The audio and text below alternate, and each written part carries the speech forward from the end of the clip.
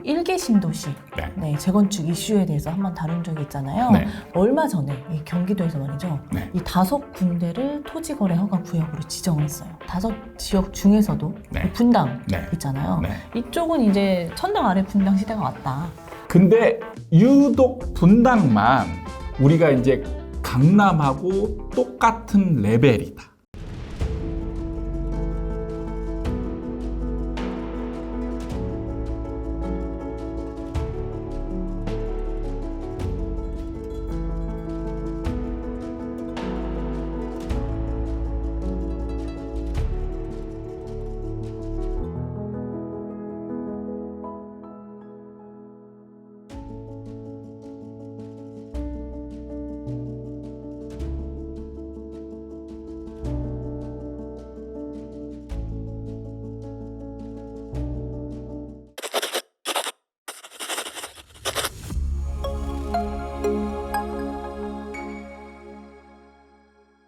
반갑습니다.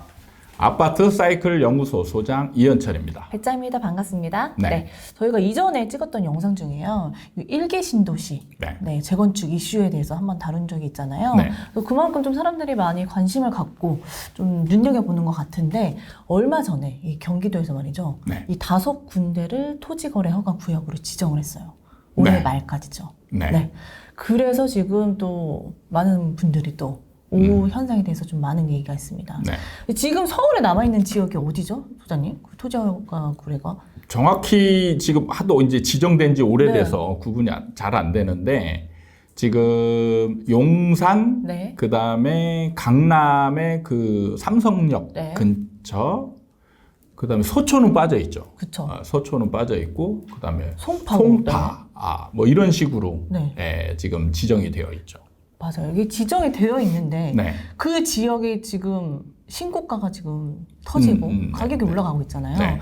이걸 본 이제 사람들이 이 5군데가 지정이 되자 이 5지역 중에서도 이 분당 있잖아요.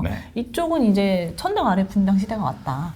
이래서 가격이 올라가는 거 아니냐. 이렇게 또 많은 분들이 얘기를 하더라고요. 그래서 이거에 대해서 좀 이야기를 해보려고 해요. 5군데가 지정이 됐어요. 그러고 나서 이제 신호탄 아니냐. 이런 얘기가 좀 있는 것 같거든요. 근데 참 제가 이걸 보면서 신기한 게 5군데가 지정이 됐잖아요. 그러면 5군데가 어디냐면 1기 신도시잖아요. 1기 신도시가 분당, 평촌, 삼본, 중동이죠. 중동, 일산. 이렇게 5군데예요. 그 5군데가 다 지정이 됐단 말이에요. 그 이제 1기 신도시 선도지구죠. 근데 유독 분당만 지금 우리가 이제 강남하고 똑같은 레벨이다. 그러니까 토지거래 허가구역으로 묶인 지역이다. 이런 반응이 나오고 있어요. 저도 처음에는 분당만 지정된 줄 알았어요. 네, 저도. 다들 분당만 이야기를 저도 해서. 제목 기사만 뉴스 보고는 야 분당만 지정됐나? 왜 이러지? 봤더니 5군데가 다 지정됐다.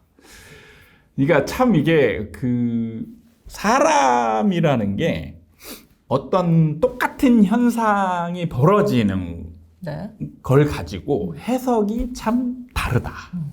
이게 참 좀 신기한 걸 많이 느껴요.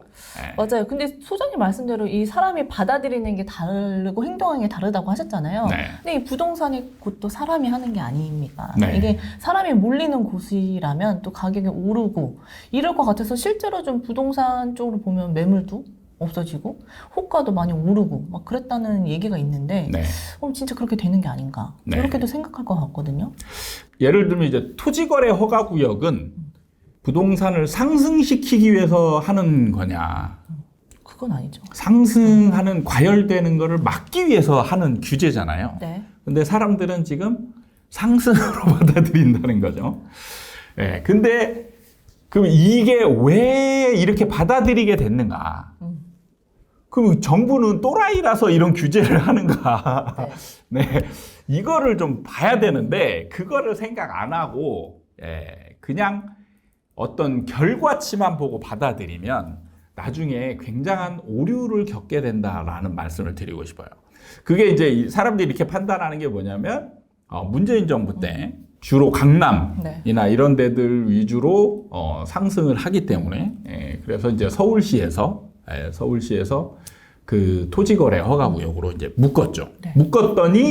묶었더니 그 지역이 이 지역은 바로 오르는 지역이라는 거를 알려주는 정부의 행위다. 이렇게 이제 받아들이고 미친 듯이 그쪽을 또 사들이는 그런 상황이 벌어졌는데, 이런 행위가 일어나는 이유는 그 사람들의 심리가 아주 과열되었기 때문에 그런 거예요. 과열되었기 때문에 이거를 규제라는 거를 규제로 받아들이지 않고 왜곡한 해석을 통해서 받아들이게 되는 그 결과가 나오는 건데, 그러면은 이게 모든 시기에 똑같은 현상이 일어나느냐? 그건 아니에요. 그건 아니거든. 다르게 나타난다. 그럼 정부가 규제를 할 이유가 없죠. 규제를 했더니 오르더라.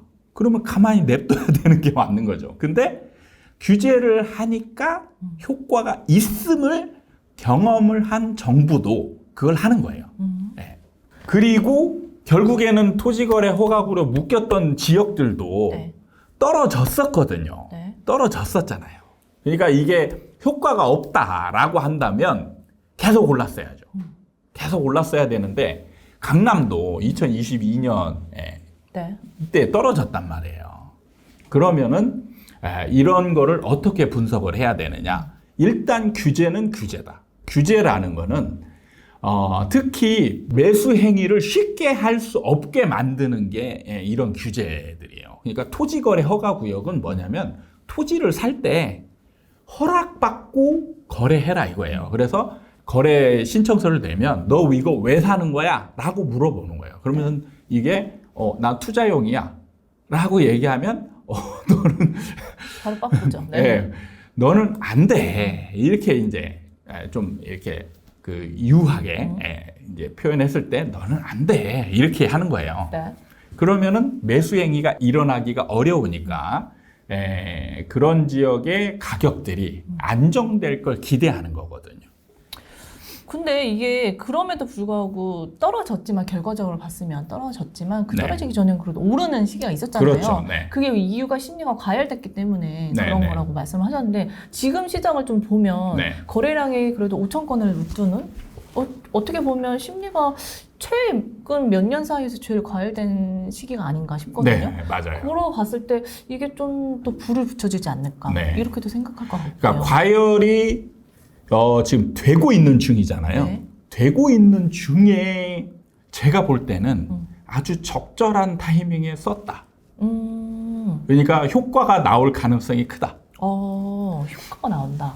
예를 들어서 문재인 정부 시절에 토지거래 허가구역이나 뭐 예를 들어 조성대상 지역 이런 것들을 조금 더 일찍 썼으면, 예를 들어서 한 2015년, 한 6년, 7년도에 이런 걸 썼으면 어떻게 됐을까라는 가정을 해보면 달라져요. 아예 초기에 썼으면. 그러니까 뭐냐면, 완전히 사람들이 거의 미친 수준에 이르렀을 때 뭔가를 하잖아요. 그럼 그게 효과가 거의 없습니다. 거의 없는데, 달아오르려고 할 때 딱 써버리면 죽어버려요. 근데 지금 일기 신도시 같은 경우는 선도지구잖아요. 선도지구가 뭐예요? 재건축. 재건축 특별법을 만들어서 지금 일기 신도시에 재건축을 좀 원활하게 해주겠다 이거잖아요. 근데 지금 실제로 선도지구에서 재건축이 원활하게 진행되고 있는 모습은 사실 안 나타나고 있거든요. 지금 삐걱거리고 있어요. 내부에서 분당도 뭐 서로 선도지구는 내가 들어가야 된다, 쟤는 왜 들어오냐 막 삐걱거리고 있고, 그 다음에 밑에 땅 공유 지분을 누가 이건 내 거야 아니면 이거 같이 나눠야 돼 막 하고 싸우고 있는 중이에요. 다른 지역도 지금 사실은 마찬가지거든요. 그러니까 이게 과열이 완전히 됐느냐 아니냐의 판단 기준이 중요하거든요. 지금은 과열이 완전 된 상황이 아니에요. 과열로 가고 있는 거예요. 그냥 내버려 두면 자칫 잘못하면 2020년, 21년과 같은 그런 비슷한 상황으로 갈 수 있는 그런 상황에서 경기도가 미리 딱 차단을 시도한 거죠. 경기도 입장에서는 시기가 어떻게 보면 적절했다라고 볼 수 있는, 과열되기 전에 적정한 지정을 했다라고 볼 수 있는 거예요. 그러니까 이게 집안 사람들은, 그러니까 분당 사람들은 지금 난리가 났겠죠. 근데 분당 사람들이 집을 사는 게 아니잖아요. 외부에서? 네, 외부에서 사야 되잖아요. 다른 사람들이 사야 되는데, 다른 사람들은 지금 별로 난리나 있지 않거든요. 지금 분당 안에서만 난리나 있는 거예요.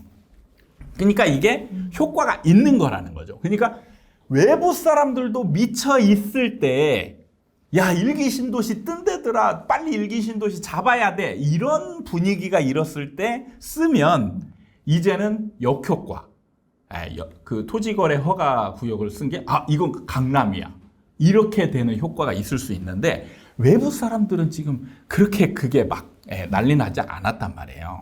그리고 지금 재건축 진행되는지 한번 좀 보자, 이런 상황인데 지정이 됐기 때문에 분당 안에 사람들이 생각하는 상황과 다른 결과가 나타날 가능성이 많다라는 거죠.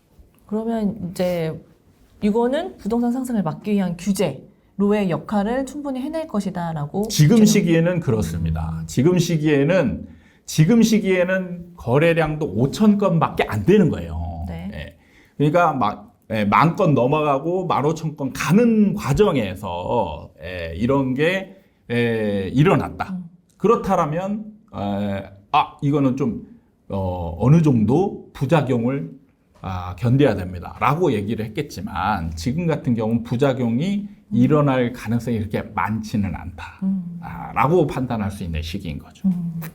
그럼 보면 많은 사람들이 좀 보기에 지금 이 선도지구 올해 말까지 이게 지정이 됐잖아요. 토지거래 허가 구역이. 많은 사람이 좀 눈여겨볼 것 같은데, 이렇게 경기도가 딱 적절한 시기에 좀 뭐 규제를 브레이크라고 딱 거는 것 같은데, 그럼 이 전체적 흐름을 봤을 때 이게 재건축이나 이런 방향의 흐름 잘 갈지 좀 궁금해요. 제가 볼 때 일기 신도시가 재건축이 완전히 막 원활하게 사업이 진행되기는 쉽지 않아 보입니다. 일단 내부적으로도 문제가 너무 많아요. 내부적으로도 이거는 좀 적절하지 않을 수 있는데, 집 같은 경우는 급지라고 나눠요, 서로. 내부에서 더 심하게 나눕니다. 그래가지고 쟤는 나랑 같은 레벨이 아니야 라고 하고 있는데, 같은 레벨로 만약에 속하게 되잖아요. 그럼 위에 있는 레벨급, 급지 높은 지역 사람들이 정말 기분 나빠해요. 이것 때문에 갈등이 생겨요. 이걸 묶임으로써 내부 갈등이 더 심한. 그죠. 묶어서 하면 이제 내부 갈등이 극에 달할 겁니다. 나중에 이게 사업이 진행되면 될수록 서로 치고받고 장난 아닐 거예요. 그래서 원래는 분리해서 해야 됩니다. 분리해서 하고, 분리해서 해도 내부에서 어떤 갈등이 생기냐면 서로 이제 동별로 또 싸워요. 로얄동이 있잖아요. 로얄동과 안인동은 로얄동하고 같은 취급을 받길 바라고, 로얄동은 쟤네랑 나는 달라, 급이 달라, 이렇게 주장하고, 그 다음에 층별로, 그럼 애매하게 나눠지는 층들은 나는 왜 이 등급에 속하는 거야? 나는 내가 층에 있는 건 로얄층이야 라고 싸우고, 이게 갈등은 어마어마하게 있는 그런 거를 적절하게 조율이 필요하거든요.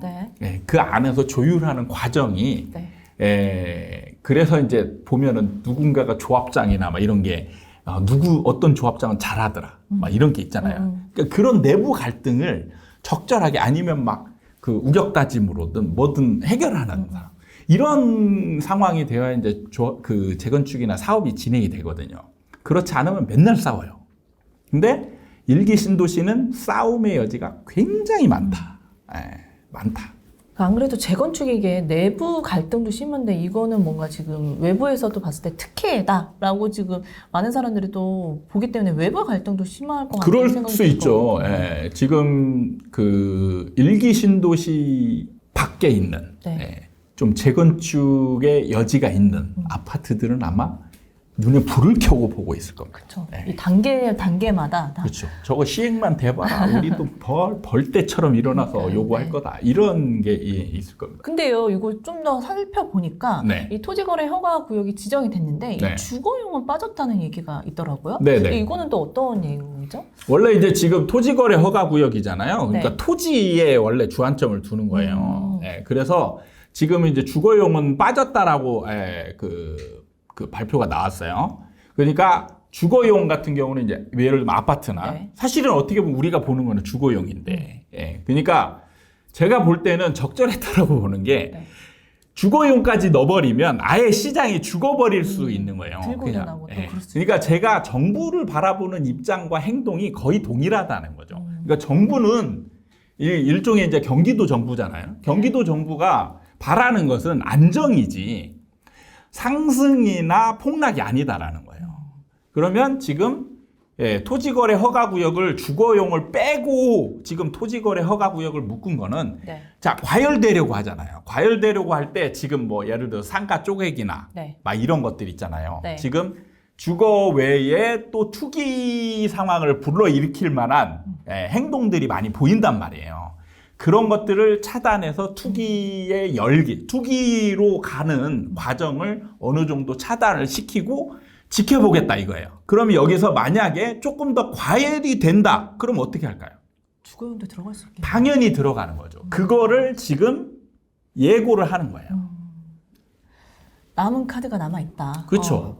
그러니까 이 정부의 정책을 이해할 때 물론 이제 지금 경기도 정부는 민주당 쪽이기 때문에 바라보는 시각에 따라서 어떤 행동을 할지가 다르게 보는 분들이 많을 수 있는데 저는 거의 정부는 보는 그 방향과 시각은 거의 동일하다. 그러니까 안정을 위해서 굉장히 뭔가를 고심하고 노력을 한다.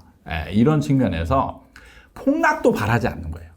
그러니까 폭락을 바란다면 지금 같은 시기에 주거용 같은 경우를 빡 때리고 더 큰 규제를 더 집어넣겠죠. 근데 그런 걸 안 한단 말이에요. 안 하는 이유가 폭락도 바라지 않아요.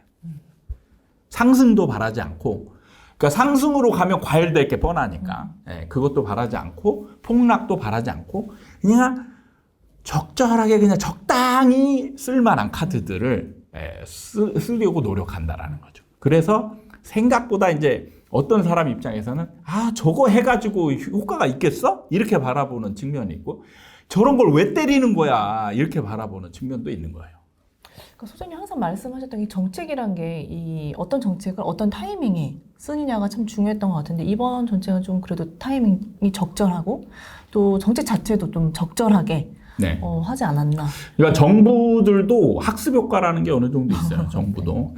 그래서 이거를 조금 늦으면 이게 망하는구나. 이런 것들을 이제 경험을 통해서 하면서 조금 더 일찍 규제를 내는 그런 상황들이 이제 만들어지고 있다. 이렇게 보시면 되지 않을까 싶습니다. 오늘은 이 많은 분들이 관심 있어 하고 또 주의 깊게 살펴보는 이 재건축 이슈 중에서도 1기 신도시가 토지거래 허가구역으로 지정됐다는 소식과 함께 이걸로 앞으로 시장이 어떻게 변할지 또 살펴본 것 같아요.